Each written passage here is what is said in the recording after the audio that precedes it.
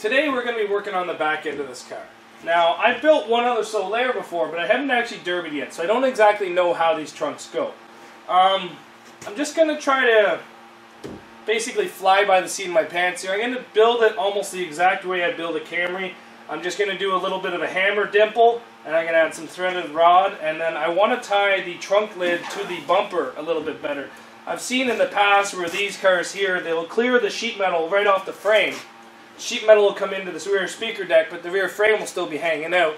I've seen Camrys do it before as well, so I'm not too overly impressed with that. But it hasn't happened to me yet, so that's good. Yeah, so let's get going on the back end of this car. We're going to start by drilling some holes and then adding some threaded rod up through the speaker deck. And then basically just after the speaker deck's done, do our dimpling and then do our trunk lid.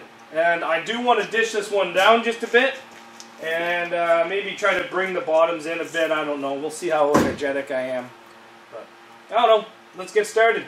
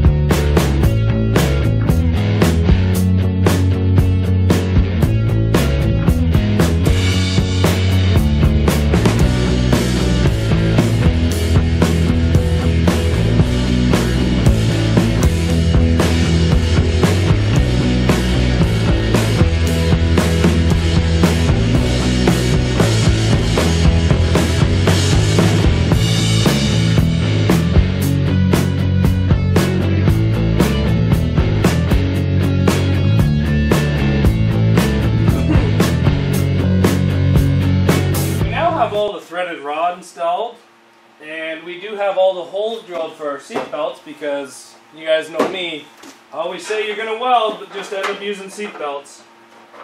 And then yeah, so what we're gonna do now is get ready to dimple that frame in the same spot we do all of our Camrys.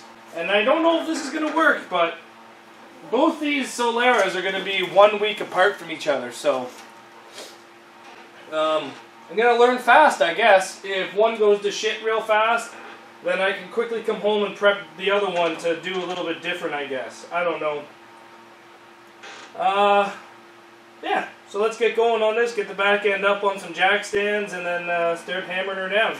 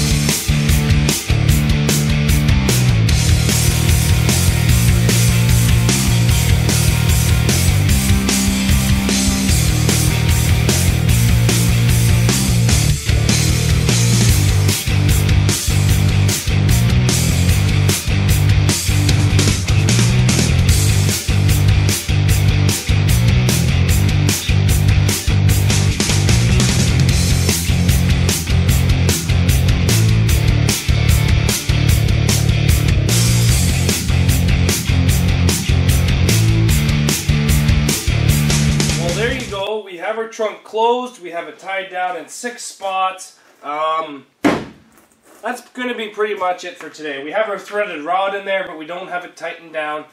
We have to build some new washers for up here because apparently washers is one thing I go through like crazy. So we'll drill some new washers out. We'll put them on. We'll put some nuts on there. We'll start tightening those down. And then we'll take our sledgehammer and kind of knock this thing down. We'll move it ahead so it's over top of the hoist. So we can also put a little bit of pressure on this rear bumper as well while I'm doing it. So anyway, that's it for today. Thanks very much for watching. And make sure that you guys come back tomorrow. And if any of you guys are building any derby cars and feel like getting them up on the internet, feel free to put them on Zacks Workshop on Facebook. Just type in Zacks Workshop, add Zacks Workshop as a like page, I guess you call it, and feel free to post anything derby related on there. And thanks for watching, guys. We'll see you back here tomorrow.